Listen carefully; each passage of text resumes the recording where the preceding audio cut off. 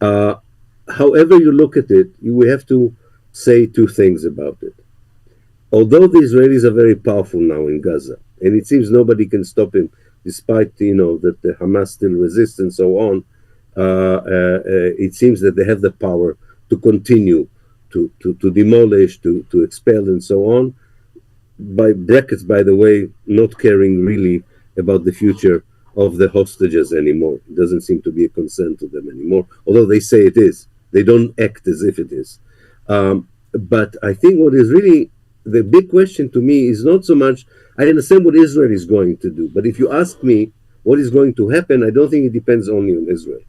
Would the Palestinians in the West Bank continue to remain silent if this continues? Would the Hezbollah in the north continue with a very limited kind of approach that it adopted since the 7th of October?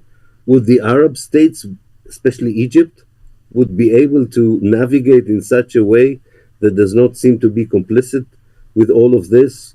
I must tell you, I don't have many hopes for the West as being a constructive actor here, or that they would put a real pressure on Israel to stop. As I said, the language would be of pressure, but I don't think the actions would be.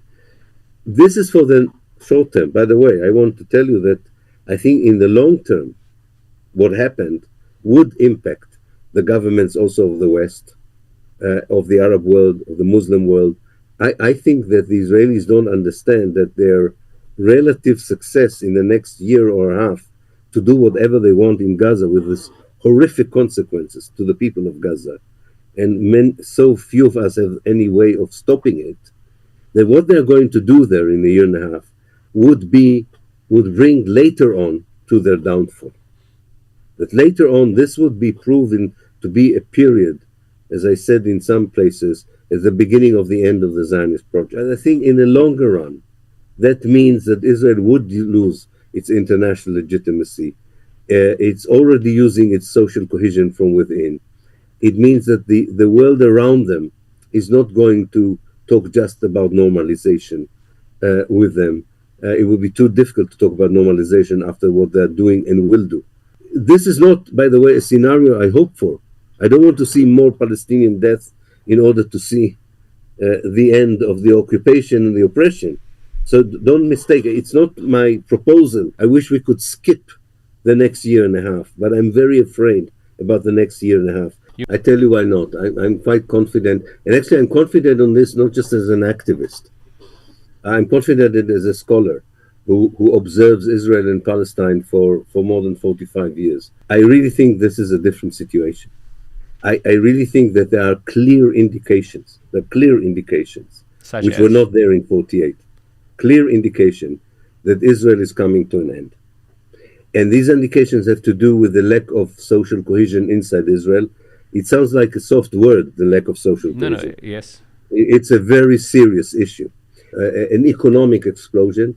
Israel is going through an economic crisis that, unlike in the past, it would be very difficult to get out of it. The international scene is very different from 48. Civil societies, governments in the global south have positions they never had in 1948. And you know what is incredible, and Israelis don't take into account, that even someone like Donald Trump, who probably would win, unfortunately, the elections in America, people like him, it doesn't have to be him necessarily, but the kind of Republican mindset that he represents in the United States, begin to see Israel as a liability and not an asset.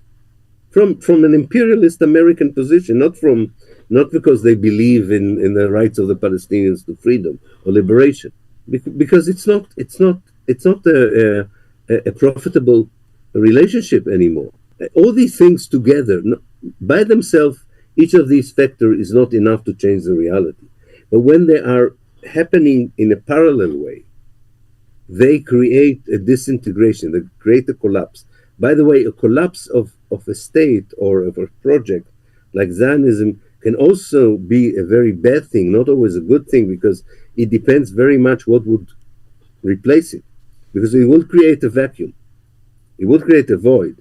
And the question is, Are the Palestinian National Movement, for instance, ready to? Would you say that today the Palestinian National Movement is ready for taking over Palestine? I would say no.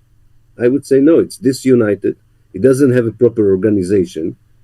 It needs to, and I don't blame them. They don't think about the future. They think about tomorrow, how to survive. But Palestinians would have to, I don't know, build a new PLO or something else. They would. All the Palestinian organizations, including the Hamas and Islamic Jihad, would have to be part of of one organization. You cannot have this fragmentation and this unity, because that is not an organization that will be able to take over, even if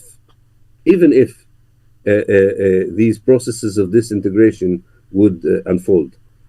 So there's a lot of work for everyone, but it's not easy to convince people to be involved in this, because now the feeling is the only thing which, and rightly so in a way, the only thing important now is to stop the genocide.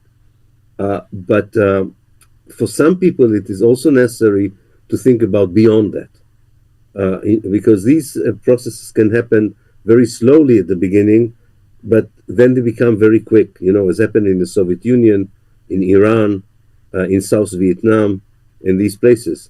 Suddenly, it collapses. So I think that is also, it's an optimistic vision in the sense that it offers a scenario of a liberated Palestine equal for everyone in it, but it's also a worrying one, because it could be a chaos that continues for a very long time.